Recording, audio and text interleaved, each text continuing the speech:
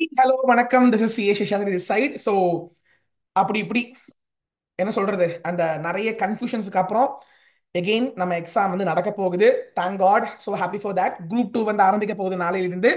So இப்போ again பசங்க வந்து கொஞ்சம் கொஞ்சம் டென்ஷன் மோட தான் இருக்கிறாங்க. சார் எப்படி இருக்க போகுது, என்ன எப்படி எக்ஸ்பெக்ட் பண்ணலாம், அந்த மாதிரி கொஞ்சம் எகெயின் நிறைய பேர் மெசேஜ் பண்ணியிருந்தாங்க என்கிட்ட. சார் ஆடிட்டிங் எல்லாம் எப்படி இருக்க போகுது சார், கொஞ்சம் பயமா இருக்குதுன்னு சொல்லிட்டு. ஃபர்ஸ்ட் ஆஃப் ஆல் டென்ஷன் விட்டுருங்க. ஆல்ரெடி கொஸ்டின் பேப்பர்லாம் செட் பண்ணிட்டாங்க. வார் நடக்கிறதுக்கு முன்னாடியே செட் பண்ணிட்டாங்க. ஸோ கொஸ்டின் பேப்பர்லாம் இப்போ சேஞ்ச் ஆகல.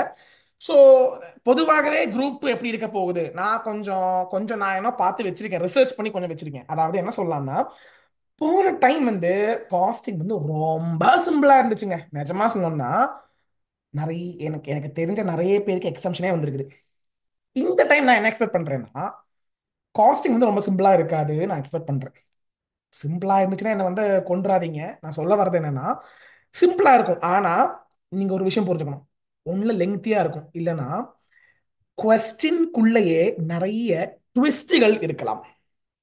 there can be a chance of twist in the questions. So first thing is, நல்லா கண்ணை திறந்து கவனமாக கொஸ்டினை ரீட் பண்ண வேண்டும். அது ரொம்ப ரொம்ப முக்கியம். அது மட்டும் இல்லாம அந்த அட்ஜஸ்ட்மெண்ட்ஸை வந்து கொஞ்சம் கரெக்டா பாட்டு போட்டுருங்க. Is my humble request. Costing exam வந்து ரொம்ப சிம்பிளா இருக்காது, நான் எக்ஸ்பெக்ட் பண்ணிட்டு இருக்கிறேன். ஒண்ணுல கொஞ்சம் ட்விஸ்டுகள்லாம் இருக்கலாம், நடுவில் கொஞ்சம் லெங்க்தியா இருக்கலாம்.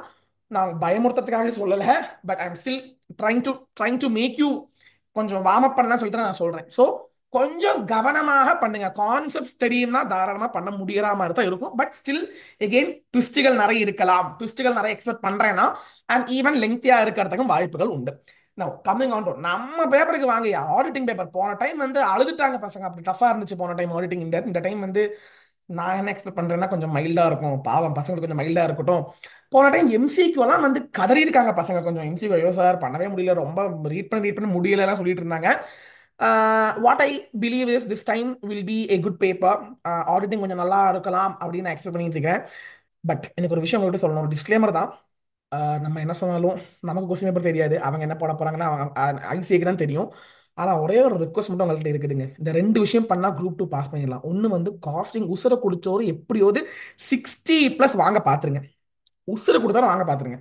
ஆடிட்டிங்ல ஐயா சாமி எப்படியோத்து எம்சிக்யூல எவ்வளோ எவ்வளோ எவ்வளோ எவ்வளோ எவ்வளோ எவ்வளோ ஸ்கோர் பண்ண முடியுமோ அவ்வளோ அவ்வளோ ஸ்கோர் பண்ணா நீங்க வந்து என்ன சொல்றது, ஒரு ஒரு முக்கால் கடலை வந்து தாண்டினா மாதிரி ஃபீல் ஆயிடும். Coming on to last paper, நம்ம எஃப்எம் பேப்பர். எனக்கு ஒரு விஷயம் சொல்லணுங்க.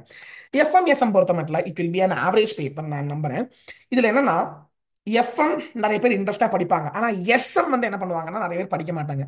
ஒரு விஷயம் நான் சொல்றேன், சின்ன டிப் மட்டும் நான் சொல்றேன். இந்த டிப் நான் போன டைம் சொன்னப்போ ஒரு பையனுக்கு இந்த பேப்பர்ல வந்து 65 வந்துச்சு. என்ன டிப்னா, எஸ்எம்ல 5 சாப்டரும் கான்செப்ட்ஸ் கொஞ்சம் கொஞ்சம் தெரிஞ்சிருக்கணும். ஆனால் அந்த அஞ்சுல எனி 3 சாப்டர்ஸ் நல்லா தெரிஞ்சிருந்தா தான் டிஸ்கிரிப்டிவ்ல ஒரு 25 மார்க்ஸ் ஒரு ஸ்கோர் பண்ண முடியும், 20 மார்க்ஸ் ஒரு ஸ்கோர் பண்ண முடியும். ஸோ 5 சாப்டர் இருக்குதுங்க, 5 நீங்க வந்து விழுது விழுது விழுது படிச்சா தேவையில்லை. 5 கான்செப்டா தெரிஞ்சுட்டு எனி 2 to 3 சாப்டர்ஸ், 3 சாப்டர்ஸ் சூப்பர்பா தெரிஞ்சு வச்சுக்கிட்டீங்கன்னா எஃப்எம்எஸ்வும் உங்களுக்கு கை கொடுக்கும். கண்டிப்பா குரூப் டூ அழகாக பாஸ் பண்ண முடியும் அப்படின்னு இது என்னுடைய கணிப்பு. நான் இப்படிதான் என் பசங்கள்ட்ட சொல்லி வச்சிருக்கேன். In Kerala also. Let's hope for the best. So may God bless you all to put your best for upcoming exams. All the best. Tension இல்லாம அழகா முடிச்சிருங்க. ஆல்ரெடி நிறைய டைம் எக்ஸ்ட்ரா டைம் கிடைச்சிருக்குது. இன்னி நீங்க படிச்சுக்கிட்டே இருக்காதீங்க, போதும், நீங்க நிறைய படிச்சிட்டீங்க. B com. All the best. I'll be coming up with 1.5 days how to utilize for auditing exams very, very, very soon. So all the best. Let's rock the upcoming May attempt of Group 2. Thank you.